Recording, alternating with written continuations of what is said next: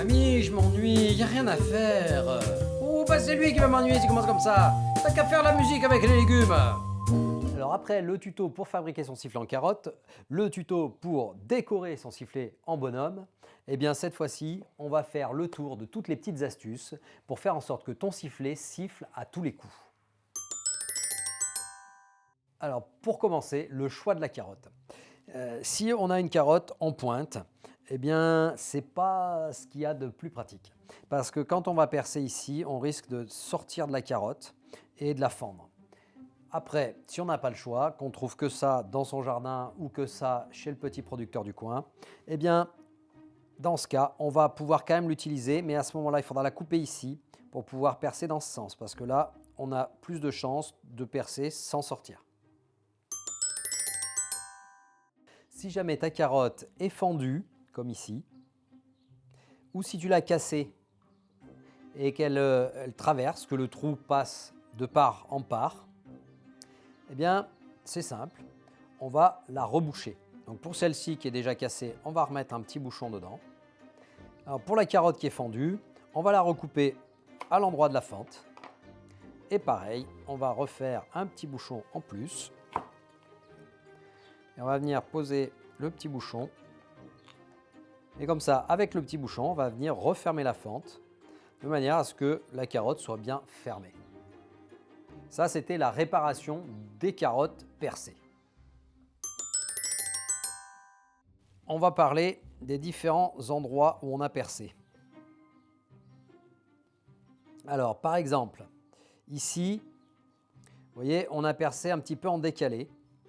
Alors, l'idéal, c'est de percer ta carotte un petit peu sur le bord. Parce que si on perce trop au milieu, des fois, on va avoir trop épais. Là, ici, c'est beaucoup trop épais. Si on fait une embouchure ici, on va se retrouver dans ce cas de figure-là. Vous voyez, là, j'ai fait le trou en plein milieu. Et comme j'ai le trou en plein milieu, on a un souci, c'est qu'on est obligé de faire une très très grosse embouchure. Et le problème, c'est qu'on va avoir une fragilité. Et ici, on risque de casser la carotte. Parce qu'on a fait une bouche beaucoup trop grosse. Donc pour éviter ce risque, on va venir faire l'embouchure en mettant la partie la plus fine en haut. Bien sûr, il ne faut pas qu'elle soit trop fine non plus, sinon c'est trop fragile. Et c'est donc là qu'on va faire l'embouchure. Alors, petite astuce de l'embouchure à l'envers.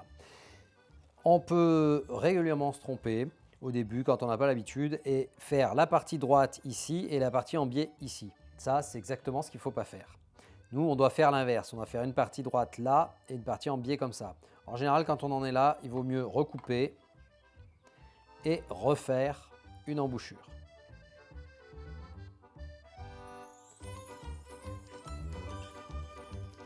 Hop. Voilà. Avec le risque, comme on l'a recoupé, d'avoir un sifflet un petit peu aigu qui fait relativement mal aux oreilles. On va quand même l'essayer, on va voir. Voilà, là on va remettre ça. Et comme on a rétréci le sifflet, il y a des chances qu'on ait un sifflet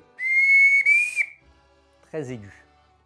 Si vous ne voulez pas avoir mal aux oreilles, prenez des grandes carottes et faites des grands trous à l'intérieur, ça sera beaucoup plus sympa. Si on a une embouchure comme ça qui est un peu trop longue, peut-être ça marche, peut-être ça ne marche pas. On va essayer. Là, on voit que ça a du mal à marcher. On va essayer de souffler plus fort. Parce que souvent, ce n'est pas forcément le sifflet qui ne marche pas, mais ça peut être le musicien. Ça marche un peu mieux, mais le son n'est pas terrible. On va essayer de repousser le petit bouchon qui est à l'intérieur. On va essayer de le pousser plus loin pour raccourcir la longueur de l'embouchure. Donc là, on va repousser l'embouchure. Oh, un petit peu trop. On va la rentrer un petit peu dans l'autre sens. Voilà. On va essayer comme ça. On va voir ce que ça donne.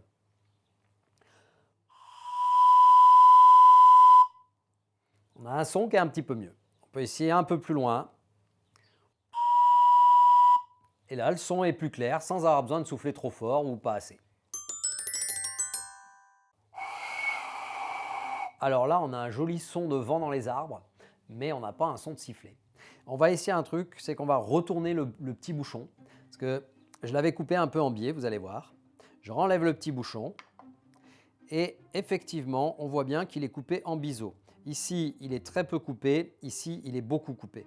J'avais mis la partie beaucoup coupée à l'intérieur, sauf que comme il était beaucoup coupé, l'air descendait beaucoup dans la carotte et il n'y a pas beaucoup d'air qui sortait dehors.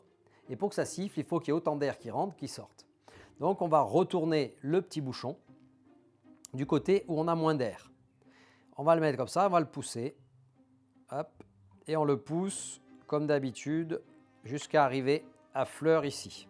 Là, il est presque déjà rentré dedans, mais c'est pas grave, l'important c'est ici. On va essayer, on va voir ce que ça donne.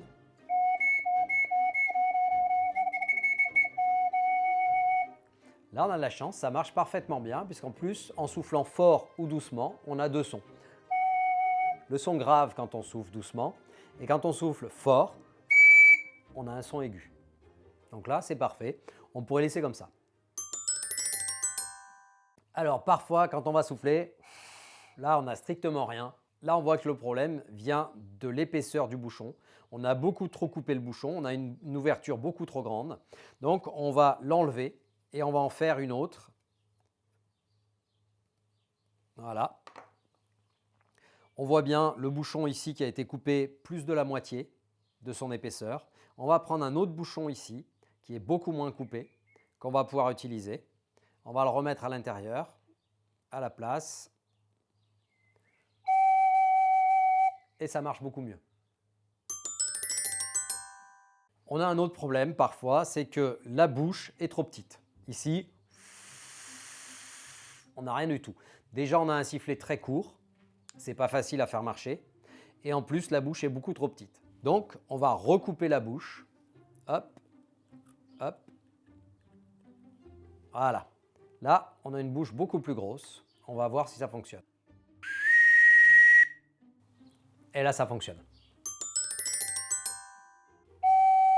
Quand on a un sifflet qui marche bien, eh bien, on peut rajouter des trous. Mais attention, plus on a de trous et plus on a de chances que ça ne marche pas. Là, on a un sifflet qui fait déjà deux sons sans avoir de trous. Ça veut dire que là, on a un sifflet qui marche super bien, donc on a des chances de faire plusieurs trous. Alors, on a fait 4 trous, on va voir ce que ça donne. Alors déjà, on voit que si on souffle doucement, il n'y a rien qui marche. Si on souffle plus fort, ça peut fonctionner. Donc c'est là qu'on voit que c'est important aussi d'apprendre à jouer correctement, à siffler plus fort, moins fort, selon le nombre de trous qu'on a d'ouverts ou de fermés.